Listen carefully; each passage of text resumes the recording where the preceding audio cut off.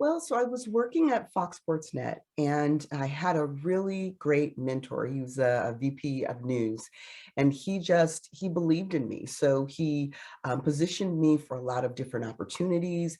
And at the point when we had the national sports report, and they were going to be moving to a regional structure, and I went probably for an additional year working at the national level, but doing stories regionally. So I was kind of like the national reporter. So if there was a national level something, I would do the story and then we customize it for region.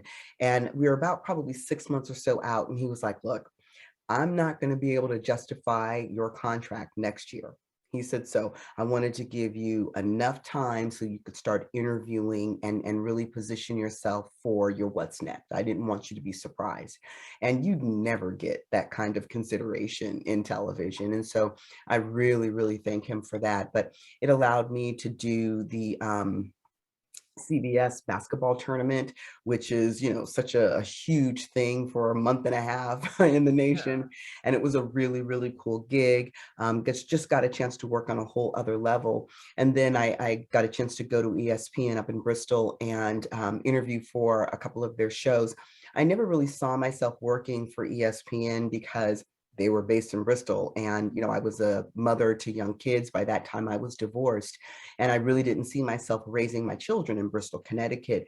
But when I went up there, I heard about a show called Cold Pizza, and it was going to be their first Oh, wow. foray into Manhattan. Yes. So yeah, so I got hired on that show. I was actually employee number one, Wow.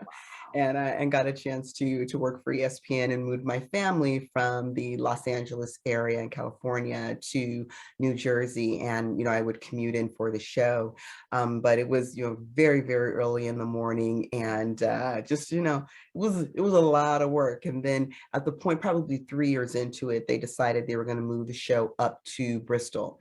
And I just said, look, I wasn't planning on working in Bristol. And I changed my contract from an employee to a contractor so that I could still report for them and host and anchor, but I didn't have to do it from Bristol. And it allowed me to open my company, the first iteration of my company. And so it's kind of how I made my way to entrepreneurship. That is awesome.